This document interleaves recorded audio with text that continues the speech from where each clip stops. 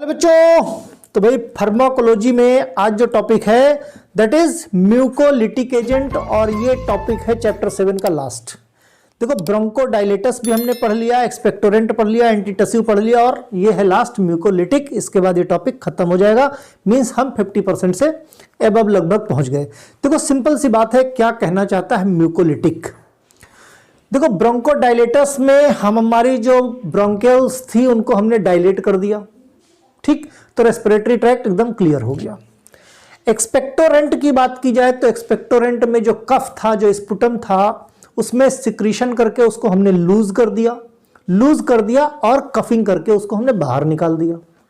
फिर आया एंटीटसिव में हमने नॉन प्रोडक्टिव जो कफ था उसको हमने सप्रेस कर दिया, निकलने नहीं दिया। उसको जो निकालने वाले जो पेरीफेरी से या सेंट्रल नर्वस सिस्टम पे जो इंपल्स थे उनको हमने सप्रेस कर दिया, जिनकी वजह से नॉन प्रोडक्टिव कफ का निकलना बंद हो गया। ये एंटीटसिव था। फिर बात आती है अब म्यूकोलिटिक एजेंट। तो सिंपल सी बात समझो, म्यूको का मतलब होता है म्यूकस और राइट, म्यूकस, और लिटिक का मतलब होता है ब्रेकडाउन। क्या होता है? ब्रेकडाउन है ना। तो म्यूकस को जो ब्रेकडाउन करने वाली जो एजेंट है that is called mucolytic agent. जो म्यूकस को ब्रेकडाउन, अब कैसा म्यूकस होगा? सिंपल सी बात है कि बहुत थिक, बहुत ऐसा जो एकदम स्टिक कर जाए हमारे रेस्पिरेटरी ट्रैक्ट पे, मींस बहुत जिद्दी टाइप का, जो यूजुअली भाई अपर रेस्पिरेटरी ट्रैक्ट पे होगा तो हम एक्सपेक्टोरेंट देके उसको निकाल देते हैं। अब एक्सपेक्टोरेंट देके नहीं काम आया, मींस सपोज करो ब्रोंकोडायलेटस हमने दे दिया, नहीं निकला, एक्सपेक्टोरेंट दे दिया, नहीं निकला। चूंकि प्रोडक्टिव कफ है इसलिए हम एंटीटसिव दे नहीं सकते, है ना। तो बचा क्या? म्यूकोलिटिक। जब कोई जिद्दी चीज है ना सिंपली नहीं निकलती तो फिर उसको तोड़ के खुरद के निकालना पड़ता है। ठीक वैसे ही ये म्यूकोलिटिक एजेंट का इस्तेमाल करते हैं। ऐसा म्यूकस, ऐसा स्पुटम, ऐसा कफ जो स्टिक हो गया है, बहुत थिक हो गया है और रेस्पिरेटरी ट्रैक्ट में ये चिपका हुआ है, इजीली निकल नहीं पा रहा, तो ऐसे जिद्दी टाइप के कफ को निकालने के लिए इसको तोड़ना पड़ेगा। तो तोड़ने के लिए जो एजेंट यूज होते हैं दैट इज लिटिक एजेंट। अब चूंकि म्यूकस को तोड़ना है तो उनको क्या बोलोगे? Mucolytic agent, right. तो म्यूकोलिटिक एजेंट क्या होते हैं? सिंपल म्यूकस को ब्रेक डाउन करके बाहर निकालने वाले एजेंट होते हैं, ठीक है। तो देखते हैं भाई, छोटा सा है एकदम। Mucus is the slippery liquid, simple slippery liquid होता है, is made by gland in the mucus membrane lining of the mouth, no means पूरे जीआईटी पे, है ना, माउथ पे, नोज पे, throat, lungs, breathing passage, digestive organs, reproductive organ, हर जगह जहां पे भी चिकनाहट की जरूरत होती है वहां पे म्यूकस होगा। सिंपल सी चीज है ना। इवन इतना तगड़ा, इतना स्ट्रॉन्ग एसिड हम अपने पेट में लेके घूमते हैं हम सब, वो भी बचा रहता है म्यूकस मेम्ब्रेन की वजह से। Okay, lining of the respiratory tract is covered with mucus membrane. जितनी भी लाइनिंग है हमारे रेस्पिरेटरी ट्रैक्ट की, सब म्यूकस मेम्ब्रेन से क्या है? कवर्ड है। कि जैसे ही कोई भी पैथोजन, किसी भी तरह की कोई दिक्कत आती है, कफिंग करके म्यूकस से हम उसको बाहर निकाल देते हैं। Which secrete the sticky fluid called mucus. ये जो म्यूकस की मेम्ब्रेन होती है ये लगातार थोड़ा करके स्लिपरीनेस बनी रहे, रेस्पिरेटरी ट्रैक्ट में मॉइस्चर बना रहे, जिससे कुछ भी हवा के साथ जो पॉलेंस वगैरह जाते हैं सब वहीं स्टिक हो जाए, हमारे लंग्स तक कोई इफेक्ट ना पड़े, और जब ज्यादा हो जाते हैं तो फिर ये कफिंग करके बाहर निकाल दिए जाते हैं। सिंपल मैकेनिज्म है। तो mucolytic drugs help to loosen and thick the mucus once the mucus thinned is thinned, it is the easier to cuff up the suction airway, improving the patient breathing। तो mucolytic agent क्या करते हैं? Help करते हैं किसको? Mucus को thin करने में, म्यूकस को ब्रेक डाउन करने में। तो चूंकि म्यूकस थिन हो जाएगा, जब भाई जाहिर है जब ब्रेक डाउन हो जाएगा तो वो थिन हो जाएगा, ठीक, और जब थिन हो जाएगा तो उसको कफिंग करके बाहर निकालने में म्यूकोलिटिक एजेंट हेल्प करते हैं। तो mucolytic class drugs use to break कर देते हैं and thin the mucus and make easier to clear airway by coughing it up, है ना। तो इस तरह से वो तोड़ के उसको थिन कर देंगे, और थिन जब हो गया एक बार, मींस लूज हो गया, तो वो एक्सपेक्टोरेंट्स की मदद से बाहर निकाले जा सकते हैं। ओके, क्लासिफिकेशन में 3 ड्रग है सिंपली, बहुत ज्यादा कुछ है नहीं। म्यूकोलिटिक जिसको हम बोलते हैं ब्रोमहेक्सिन, एम्ब्रोक्सोल और एसिटाइल सिस्टीन। तो यही 3 ड्रग्स हैं, इन्हीं 3 ड्रग को एक्सप्लेन कर लेते हैं, 1 बाय 1 देख लेते हैं।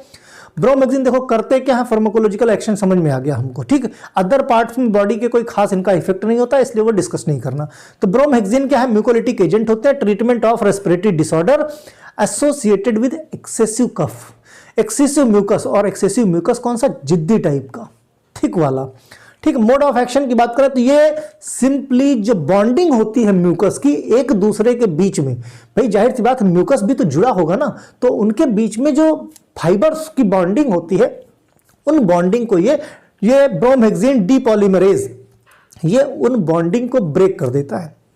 जब बॉन्डिंग ब्रेक हो जाएगी तो क्या होगी, उसकी विस्कोसिटी लूज हो जाएगी। देखो यूनिटी में ताकत होती है, 5 लोग हैं उनको 50 लोग मिलकर नहीं हरा सकते। भाई अंग्रेज थे, मुट्ठी भर अंग्रेज हमारे पूरे देश पे राज किया, क्यों? क्योंकि डिवाइड एंड रूल पॉलिसी। कहते हैं किसी से अगर आप जीत ना पाओ तो उसको तोड़ दो, तोड़ दोगे तो जीत हासिल कर लोगे। ठीक उसी तरीके से यूजुअली हमारा जो मैकेनिज्म है, अगर जिद्दी कफ है, चूंकि वो जितने भी थे वो छोटे छोटे कॉलोनी बना के यूनिटी बना ली उन्होंने, अब वो एक जगह रुक गए, अब उनको कोई कफ कोई दवा निकाल नहीं सकती। निकालने के लिए क्या, उनको तोड़ना पड़ेगा। तोड़ दोगे तो फिर बताया ना कि बंधी मुट्ठी लाख की और खुली जो मुट्ठी तो खाक की, ऐसे कुछ कहावत है, बोल दिया है ना।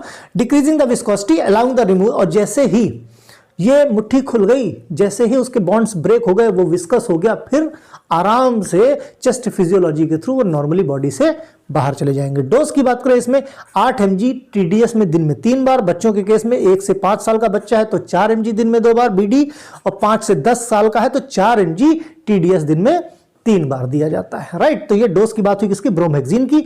दूसरी ड्रग आती है एम्ब्रोक्सोल।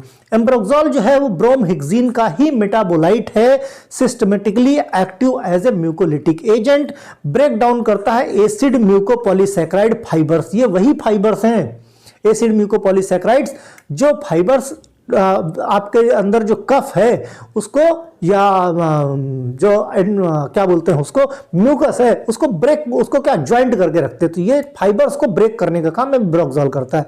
वो फाइबर्स टूट जाएंगे, रस्सी जिनसे बंधे हुए टूट जाएंगे तो ये बिखर जाएंगे, और बिखर जाएंगे तो आराम से इनको बाहर निकाला जा सकता है। Fibres make the sputum thinner and less viscous, more easily remove by the coughing, ठीक। अब जैसे सिंपल सी चीज समझो, ये छोटा सा होल है, ठीक, ये छोटा सा होल है। अब इधर से ढेर सारे पेन ले लो और निकालने हैं, नहीं जाएगा, नहीं जा रहा है, ये बंधे हुए हैं, राइट, ये बंधे हुए हैं। सिंपल सा मैकेनिज्म, ये बंधे हुए हैं और मेरे पास तो 2 ही हैं, 4-5 मान लो, सिंपल होल से नहीं जा रहे। क्या करो, सिंपल कैंची लो, ये जितने भी होल्स हैं उनको तोड़ दो, और तोड़ने के बाद एक निकाला, ठीक, फिर दूसरा निकाला, फिर तीसरा निकाला, एक एक करके ये बॉडी से बाहर निकाले जा सकते हैं। सेम वही मैकेनिज्म हमारा म्यूकोलिटिक एजेंट करता है। ये जो बॉन्ड, जब म्यूकस है जो फाइबर्स के थ्रू जुड़ा हुआ होता है, उस बॉन्ड्स को ये ब्रेक करने का काम करते हैं।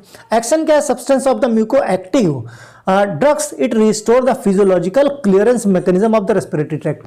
जो जैसे कुछ पड़ जाता है तो हम लोग खखार के बाहर निकाल देते हैं, तो ये जो सिंपल सा मैकेनिज्म है रेस्पिरेटरी ट्रैक्ट का, है ना, कि कुछ भी पॉलेंस वगैरह आ गया तो वो निकालने का मैकेनिज्म है। तुरंत अंदर से खांसी टाइप की आ जाती है ना, तो जैसे ही ये म्यूकोलिटिक एजेंट म्यूकस को ब्रेक कर देते हैं तो simple normal physiological respiratory tract के मैकेनिज्म के थ्रू इसको हम बाहर निकाल देते हैं। Mucus clearance facilitate by the expectorant, फिर बाद में अगर जरूरत पड़ी तो वो लूज हो गया, म्यूकोलिटिक एजेंट का काम पूरा हो गया, तो फिर हम एक्सपेक्टोरेंट देके इसको हम बाहर कर सकते हैं, जिसकी वजह से पेशेंट को ब्रीदिंग प्रॉब्लम नहीं होगी। एम्ब्रोक्सोल की डोज की बात करें तो एडल्ट डेली डोज है 30 mg, दिन में 2 या 3 बार लेते हैं। चिल्ड्रंस की बात करें 2 साल के बच्चे हैं अगर, तो ½ टीस्पून एम्ब्रोक्सोल सिरप दिन में 2 बार देते हैं, ठीक है। तो ये एम्ब्रोक्सोल की बात हुई।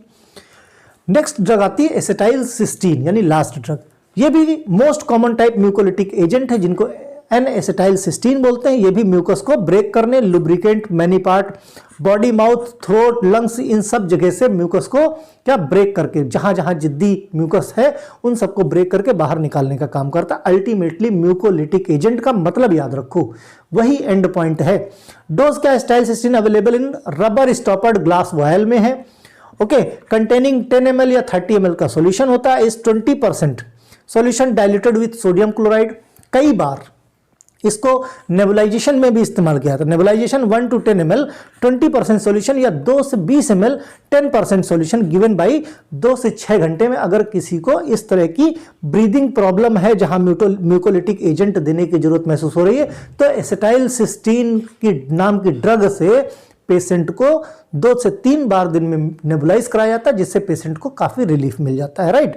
तो ये छोटा सा इंडिकेशन की बात कर ले अगर, तो simple common cold, COPD, cystic fibrosis, other कुछ कंडीशंस हैं जिसमें एक्सेस म्यूकस निकलता है ना, या फॉर्म होता है निकल नहीं पाता है, तो वहां पे म्यूकोलिटिक एजेंट देते हैं। कॉन्ट्रा इंडिकेशन, पेशेंट को अगर पेप्टिक अल्सर है, खास चीज, पेशेंट कोई कॉन्ट्रा इंडिकेटेड हो सकता है अगर इसोफेजियल वेरिसेस या मैलोरी विस टीयर्स होते हैं, जिसको क्या बोलते हैं, एब्डोमिनल पेन, या किसी को सीवियर वोमिटिंग की प्रॉब्लम रही है हिस्ट्री में, या ब्लड के खून की उल्टी आती है, इसको क्या बोलते हैं, मैलोरी विस टीयर्स बोलते हैं इस पॉइंट को। ओके, अगर इस तरह के कुछ रीजंस किसी पेशेंट को रहे हैं तो उसको म्यूकोलिटिक एजेंट नहीं देते। It must be strictly avoided in the patient who had anaphylactic reaction with the drug in the past. किसी को कोई पेशेंट हाइपर सेंसिटिव है, कोई एलर्जिक है म्यूकोलिटिक एजेंट से,